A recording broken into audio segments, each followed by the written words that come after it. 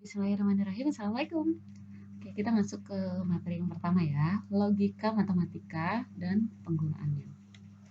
Oke, logika matematika dan penggunaannya harusnya ini udah pernah kita dapat waktu SMA, jadi kita mengulang sekilas lagi, terus kita pertajam beberapa hal. Oke, sebelum kita masuk, kita bahas dulu pengertian dan macam-macam proposisi ya. Jadi proposisi itu sendiri, sebentar saya ganti dulu. Oke, pointer. Proposisi itu adalah suatu pernyataan. Jadi proposisi itu bentuknya pernyataan ya. Pernyataan yang nilainya bisa benar atau salah, tapi tidak keduanya. Artinya apa? Kalau dia benar ya pasti benar gitu. Kalau salah pasti benar. Dia nggak mungkin ambigu bisa benar bisa salah gitu. Jadi proposisi itu pernyataannya bisa benar atau salah, tapi tidak keduanya gitu. Oke. Nah, kebenaran suatu proposisi itu bisa bersifat faktual berdasarkan fakta maupun situasional, tergantung situasinya. Ya, jadi benar atau enggaknya proposisi itu bisa berupa fakta, bisa bersifat fakta yang berdasarkan fakta atau berdasarkan situasi. Nah, contoh Indonesia diproklamasikan pada tanggal 17 Agustus 1945. Ini pernyataan kan? Pernyataan ini benar atau salah? Oh, ini kebetulan benar karena emang Indonesia merdeka diproklamasikan pada tanggal ini. Jadi proposisi ini nilainya benar, nggak mungkin salah. Bukan, nggak mungkin benar dan nggak mungkin benar dan salah. Jadi salah satu aja. 2 tambah 3 sama dengan 6. Ini pasti benar.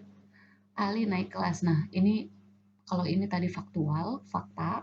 Kalau yang ini situasional. Jadi Ali naik kelas kita belum tahu, tergantung Alinya naik atau enggak. Jadi bisa naik, bisa enggak kan? Bisa benar atau salah, enggak mungkin keduanya. Oke. Tolong tutup pintu ini. Nah, ini bukan proposisi ya.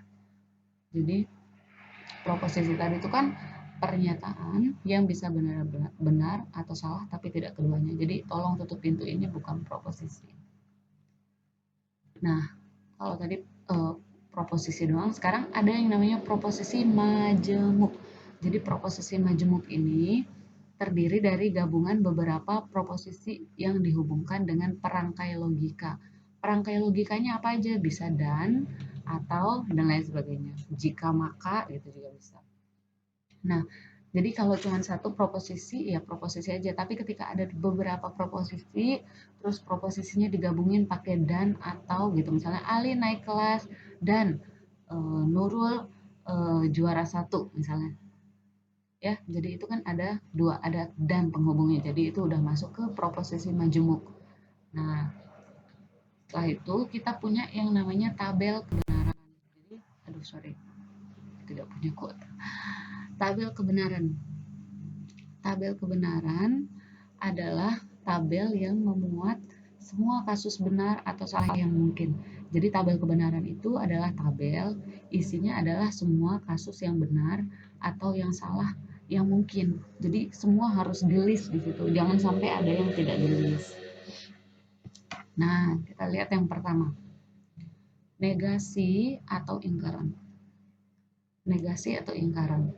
Jadi, jika kita punya P adalah proposisi, oke, maka negasi dari P itu adalah pernyataan yang bukan P. Bukan P ya. Simbolnya adalah negasi P. Bisa nulisnya gitu, bisa juga gini. Saya pakai pen. Nah, bisa nulisnya. Jadi negasi dari P itu bisa gini, negasi. Aduh, my god. Salah pencet. Nah, atau negasi dari P. Nah, gitu.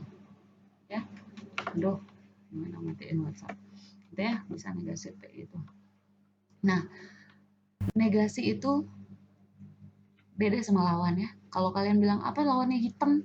Lawannya hitam tuh putih kan kita bilang. Nah, tapi negasi dari hitam itu bukan putih, tapi bukan hitam atau tidak hitam. Ngerti maksudnya bedanya ya? Kalau kita selama ini makainya logikanya kalau bukan logika secara kalian kalau di bahasa sehari-hari kalian bilang hitam itu lawannya putih. Padahal sebenarnya kalau negasi itu bukan hitam, itu negasinya bukan putih tapi tidak hitam. Oke. Tabel kebenaran. Nah, tabel kebenarannya apa? Ingat tadi tabel kebenaran harus memuat semua nilai yang mungkin kan ya? Nilai benar dan salah yang mungkin. Kalau kalian punya proposisi, kemungkinannya apa? Bisa benar, bisa salah. Jadi nggak boleh nulisnya cuma benarnya doang, belum dia jadi tabel kebenaran. Tabel kebenaran tuh harus memuat benar dan salah yang mungkin. Jadi semua harus masuk. Benarnya udah ada, salahnya udah ada. Oh, inilah tabel kebenaran. Sekarang gimana tabel kebenarannya negasi? Berarti kalau ini P proposisi, kita misalkan tadi ya P adalah proposisi, maka negasi dari P itu kalau benar negasinya salah, kalau salah negasinya benar gitu. Oke. Contoh, kuda itu berwarna hitam, berarti negasi dari P itu kuda itu warnanya tidak hitam ya, bukan putih.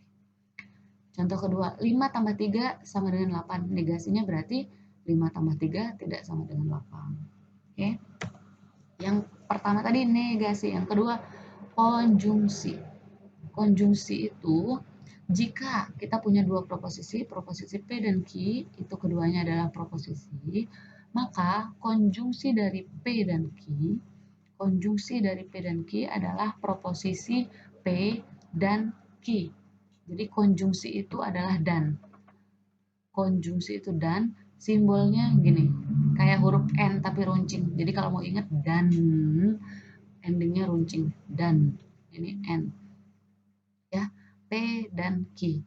Jadi konjungsi ini dibaca itu apa? Konjungsi dari P dan Q, atau bisa bilang proposisi P dan proposisi Q. Tabel kebenarannya gimana? Kalau tadi kita cuma punya satu proposisi, kan kemungkinannya tadi waktu negasi kan cuma ada benar sama salah satu, ya. Tapi kalau ada dua, berarti semua kemungkinannya itu harus muncul. Jadi kemungkinannya apa aja? Bisa proposisi ini benar, bisa ini benar, ini salah, ini benar, ini salah, ini salah. Ada kemungkinan lain nggak? Nggak ada. Jadi cuma ada 4 kemungkinan kalau kita punya dua proposisi. Jadi semua kemungkinannya, astagfirullah, gimana matiin internet saya. Semua kemungkinannya ini harus muncul di sini, ya. Oke, sekarang gimana dan-nya? Dan ini hanya akan nilainya benar kalau kedua proposisi benar. Jadi P dan Q benar hanya kalau P sama Q-nya benar. Sisanya nilainya salah. Jadi kalau ada salah satu aja yang salah, ini kan salah Q-nya, ini salah P-nya, ini salah dua-duanya, maka nilainya pasti salah. Jadi P dan Q itu harus perfect. Dua-duanya harus benar, barulah dia bisa bernilai benar. Ya. Konjungsi itu nilai benar hanya kalau kedua proposisi nilainya benar. Oke. Nah, terus disjungsi. Disjungsi kalau konjungsi itu dan, disjungsi itu atau. Jadi atau ini huruf U kan? Jadi ini kayak mirip U tapi runcing gitu deh cara ingat simbolnya. P atau Q. Sama kemungkinannya berarti semua muncul. Ada benar ini benar, benar ini salah, salah ini benar, ini salah ini salah. Nah, kalau atau ini agak longgar. Kalau atau agak longgar, dia boleh benar asal salah satu aja benar. Ini benar salah satu kan, atau dua-duanya bahkan. Jadi nilai benar. Ini salah satunya benar, maka dia boleh benar. Ini salah satunya benar, walaupun ada salah, tapi ada benar, maka ini benar. Ini nggak ada benarnya, maka nilainya salah. Jadi disjungsi itu bernilai salah hanya kalau keduanya salah. Jadi hanya kalau keduanya salah. Oke. Kalau konjungsi hanya kalau keduanya benar, kalau disjungsi hanya kalau keduanya benar dia benar, kalau disjungsi hanya kalau keduanya salah dia salah. Intinya tadi konjungsi itu perfect, harus benar-benar dua-duanya. Kalau disjungsi setidaknya ada satu aja yang benar, dia boleh benar gitu. Contoh, tamu yang datang pada ulang tahun Ali harus membawa hadiah atau kue. Jadi kalau yang datang harus bawa hadiah atau kue, ya. Apa maksudnya? Kalau dia bawa hadiah aja, kan dikasih tahu kalau tamu kalau mau datang ke ulang tahun Ali harus bawa hadiah atau kue. Kalau datang bawa hadiah aja, benar kan? Tetap benar, boleh datang.